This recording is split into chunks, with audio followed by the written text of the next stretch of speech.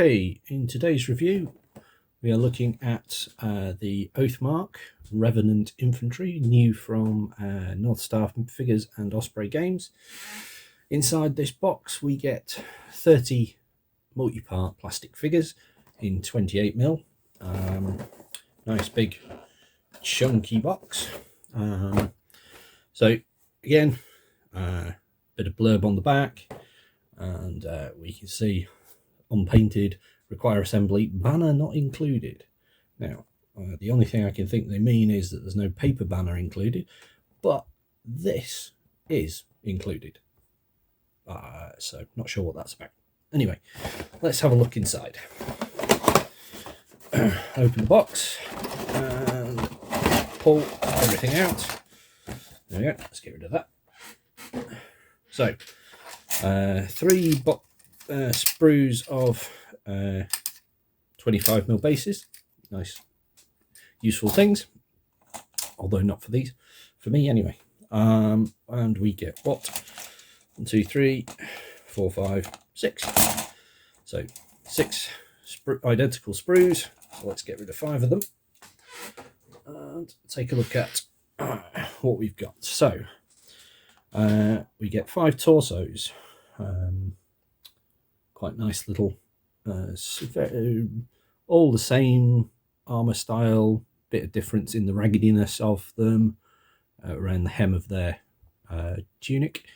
Not entirely sure I'm overly fond of the embossed nipples on the armor, but hey, I'm sure that's relevant to whatever period of time these are based upon.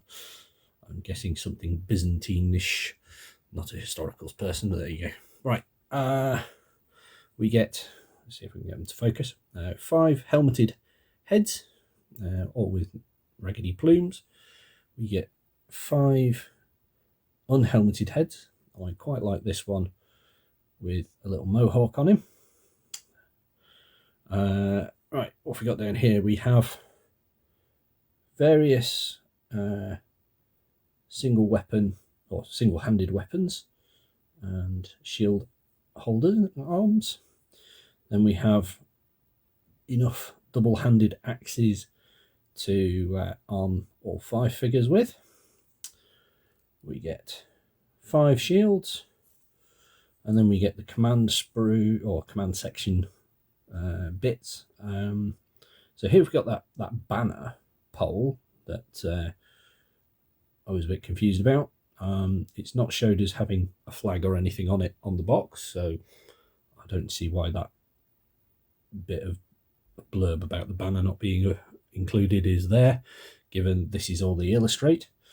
We get another helmet with some very strange horns on. I'm not entirely sure I'll use that unless I cut it off. We get a left-handed sword, which I assume is for the banner bearer, and an upraised sword, I guess, for a champion. Now, oddly, this champion sword is his sleeve is nicely detailed, a bit fluffier. Nowhere in this is there a left arm that matches it, which is a little bit irritating. There is some flashy wispy bits on the sprues, but I'm guessing that's just they're nothing really, although they're irritating to get rid of. But it's all coming from the injection point, so it's nothing to worry about. I can't see a great deal of other flash issues around this arm. There's a little bit. Otherwise, it's all very clean, very nice, everything you'd expect from Renedra.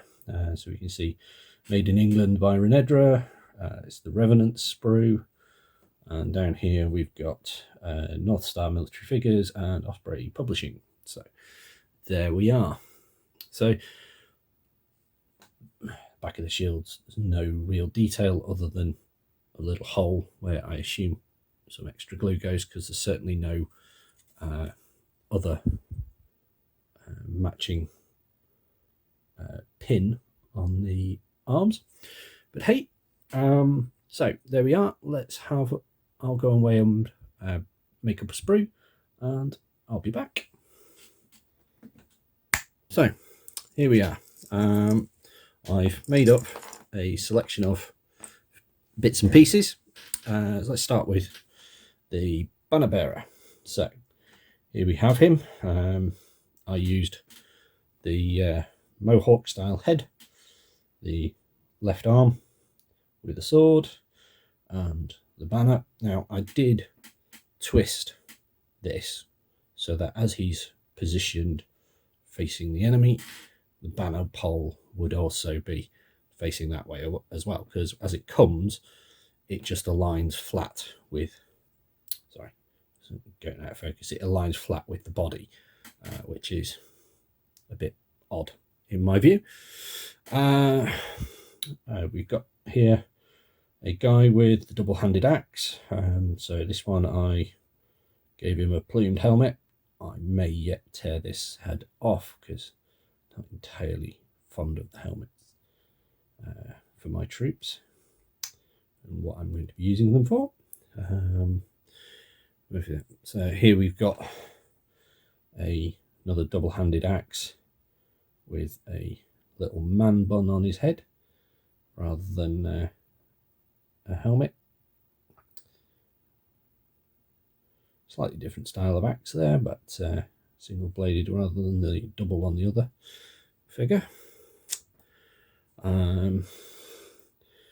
Here we have the champion type figure. Again, I've given him a helmeted head, but I may yet remove that. But here again illustrates the champion arm. It's got a nice, neat, well kept sleeve. Yeah, his other arm has to be tattered and worn. Now, I really don't see why his upraised arm is the only one without tatters. But hey, I guess either it's been missed or it was done for a reason. I just don't know what that is. Here we have the last of the figure I did. I didn't clean that bit up. That one. Gave him a sword arm, another bare non-helmeted head. There we are.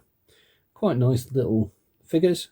So next, let's see how they scale with some others.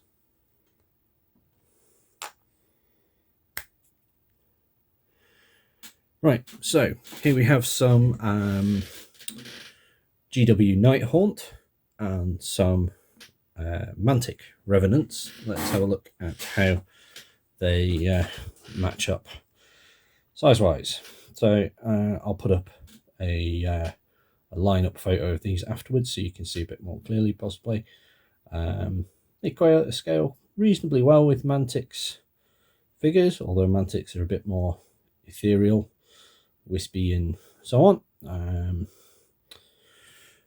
GW's Nighthaunt, again, GW being they're a bit more chunky. I imagine this guy is purely bone, and there is no flesh on him, so he would be very much bigger than this if he still had flesh on him, even though these guys are a bit dried up. But they're not too bad size-wise. And these, for me, these will be running alongside the rest of the undead with my GW Deadites. So there we are. Overall, not a bad kit. Little bit lacking in the variety. So it's just going to be down to posing. Anyway, thanks very much for watching, and I'll see you next time. Bye for now.